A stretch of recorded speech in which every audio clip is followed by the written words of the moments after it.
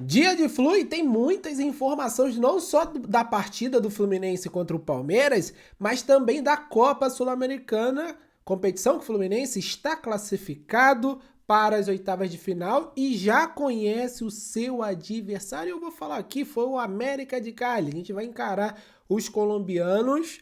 Vou trazer a informação se o Fluminense decide casa ou fora, falar das partidas também que aconteceram nesta terça, teve rival sendo eliminado, tem partidas hoje importantes também da Copa Sul-Americana, dessa pré-fase de oitavas de final, né? A segunda fase ali da Copa Sul-Americana, um playoff entre os três terceiros colocados da Libertadores e os segundos colocados dos grupos da Sul-Americana, que vão finalizar aí os 16 equipes para as oitavas de final da Copa Sul-Americana. Vou trazer também GE trazendo informações sobre possível reforço do Fluminense. O Fluminense está encarando uma concorrência de rival aqui do Rio de Janeiro por jogador e outras notícias também. Deixa o seu like, ative as notificações. Vamos embora falar das últimas do Fluminense. Eu vou começar falando aqui de uma matéria do Globo Esporte sobre Inestrosa. Marino Inestrosa é o cara do momento aí, parece, no futebol brasileiro, na janela, que abriu em 10 de julho e fecha em 2 de setembro. Então o Fluminense, gente, ele tem até 2 de setembro para fazer contratações para a sequência da temporada, né? Aqui, sequência da temporada do futebol brasileiro, Copa Sul-Americana. Fluminense quer esse jogador, o Inestrosa, o Mário Bittencourt já falou, o Botafogo também quer esse jogador, o Fernando Diniz, em coletiva ontem da eliminação do Vasco na Sul-Americana, falou que o Vasco tentou, mas o Atlético Nacional está pedindo um dinheiro muito grande. É importante lembrar, o Atlético Nacional está disputando a Libertadores, está nas oitavas de final desta competição. O Nacional, ele tá pedindo aqui, 8 milhões de dólares pelo Inestrosa, 44 milhões por 44 milhões de reais, tá? Por 80% dos direitos econômicos do atacante de 23 anos. O Fluminense gastou praticamente esse valor no Canóbio no início do ano e, claro, o Fluminense não paga à vista, pagou parcelado. Não tem informações sobre a exigência do Atlético Nacional quanto um pagamento à vista. Fato é que o Fluminense quer esse jogador, enxerga um potencial para que ele seja um substituto do Ares. O Mário Bittencourt, a gestão do Fluminense entende que ele tem características, isso foi declarado pelo Mário Bittencourt, né, que ele tem características semelhantes ao John Arias, né, e por coincidência é um colombiano. Então acho que o Fluminense vai forte nesse jogador. Se eu fosse palpitar aqui, isso não é informação, antes que a pessoa depois fale, tá vendo? Falou, mas não veio. Se eu fosse palpitar, diria que o Fluminense vai forte e eu acho que tem coragem, tem condições de ir pagar esse valor no Inestrosa, fechar essa contratação pela pressão de estar sem o Arias, por ser um jogador que está em alta, para dar uma acalmada na torcida do Fluminense. É um jogador jovem e etc e tal. Então, eu acho que é possível. O Fluminense está com dinheiro nos cofres, né? A arrecadação teve, seja pela venda do Arias, e aí a gente tem que entender se houve um pagamento à vista, se houve já uma parcela paga, né, no ato dessa venda, como que foi distribuída, a gente também não tem essa informação. O Fluminense vendeu o Cauã Elias no início do ano por um alto valor, importante a gente lembrar também. Então, dinheiro tem a arrecadação da Copa do Mundo, da primeira fase, da participação, o Fluminense já recebeu, e das fases posteriores ainda não, falta receber. Dinheiro entrou nos cofres do Fluminense e fica aí a pressão, né? O Fluminense, nessa volta da Copa do Mundo, perdeu os 2 jogos no Maracanã para Cruzeiro e o Flamengo, equipes que estão ali na primeira e segunda colocação, respectivamente, no Brasileiro, mas o Fluminense, ele voltou aspirando o título brasileiro, né?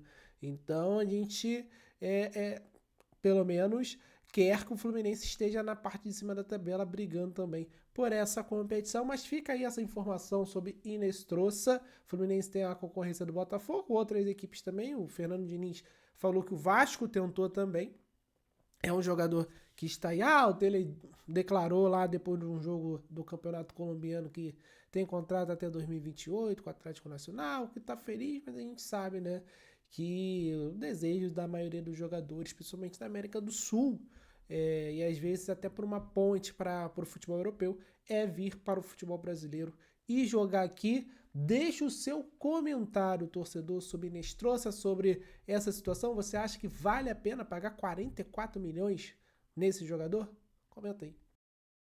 Falar de Copa Sul-Americana, a gente já conhecia os clubes que já estavam garantidos, 8 clubes garantidos lá nas oitavas de final, incluído o Fluminense, que ficou em primeiro lugar no seu grupo. E as oitavas de final começam a tomar forma, porque nessa terça-feira tivemos 3 jogos com definições importantes, tá? O Central Córdoba, que tá num chaveamento parelhado com o Fluminense pode enfrentar numa fase adiante essa equipe. Venceu o Cerro Largo do Uruguai por 3-0 fora de casa e se classificou. O primeiro jogo na Argentina tinha sido 0-0, esse jogo de volta 3-0 no Uruguai. Central Córdoba, que já tinha dado trabalho na Copa Libertadores, esteve no grupo do Flamengo, inclusive. O América de Cali, que será o adversário do Fluminense, eliminou o Bahia e com uma atrapalhada de Marcos Felipe, não vou colocar aqui na tela o lance por conta dos direitos da Conmebol, mas Marcos Felipe no primeiro gol, né, fez uma presepada, participou de uma presepada junto com o zagueiro do Bahia, saiu o primeiro gol e nos acréscimos do segundo tempo saiu o segundo e o América de Cali vai enfrentar o Fluminense. Meu celular até caiu aqui. E o primeiro jogo será na Colômbia, tá? No estádio do América, nesse estádio que venceu o Bahia, na semana do dia 13 de agosto e na semana do dia 20 de agosto. O Fluminense enfrenta aqui no Rio de Janeiro, no Maracanã, o América, para, quem sabe, a gente garantir essa vaga às quartas de final da Copa Sul-Americana. O Vasco empatou com o Del Valle em 1-1 em São Januário e foi eliminado porque sofreu uma goleada no Equador por 4-0. Está eliminado da competição. Hoje temos confrontos importantes de clubes brasileiros. Amanhã tem até o jogo do Atlético Mineiro contra o Atlético Bucaramanga da Colômbia, aqui no Brasil, né? Em Minas Gerais, na Arena MRV. 7 da noite, Palestino e Bolívar da Bolívia e o Palestino do Chile no Estádio Nacional de Santiago. Primeiro jogo na altitude de La Paz, foi 3-0 Bolívar. 9h30, Grêmio e Alianza Lima, na Arena do Grêmio. Jogo de ida 2-0 para o Alianza. Esse jogo eu assisti, tá? O primeiro jogo do Grêmio eu assisti. Partida horrorosa do Grêmio. O Alianza se mostrou superior no jogo, né? Com o Castilho, atacante rápido. Teve até ano passado aqui no Vitória, jogando no Campeonato Brasileiro, não foi tão bem assim. Se destacando, com Paulo Guerreiro também, Hernan Barcos. Enfim, é uma equipe para a gente ficar de olho. O Alianza Lima, que o Fluminense enfrentou no ano passado, mas me parece ser uma equipe bem melhor do que aquela que o Flu enfrentou na temporada passada. E a gente lembra bem, a gente tomou um sufocozinho do Alianza Lima lá e aqui. O Once Caldas vai enfrentar o San Antônio Bulu Bulu. Primeiro jogo foi na Bolívia, na altitude, mas o Once Caldas venceu por 3-0, então tá com a classificação encaminhada, vai jogar no Palo Grande, né? O campo que o Fluminense venceu na primeira rodada da fase de grupos por 1-0, gol do Germancano. Então tá aí, são essas informações da Copa Sul-Americana, definições rolando, vai faltar jogos amanhã, né? Tem do Atlético Mineiro, enfim, você vai ficar sabendo de tudo. Quem é o favorito da Copa Sul-Americana, hein? Quem pode ameaçar esse posto de favorito do Fluminense? Fluminense chega longe da Copa Sul-Americana? Deixe seu comentário, torcedor.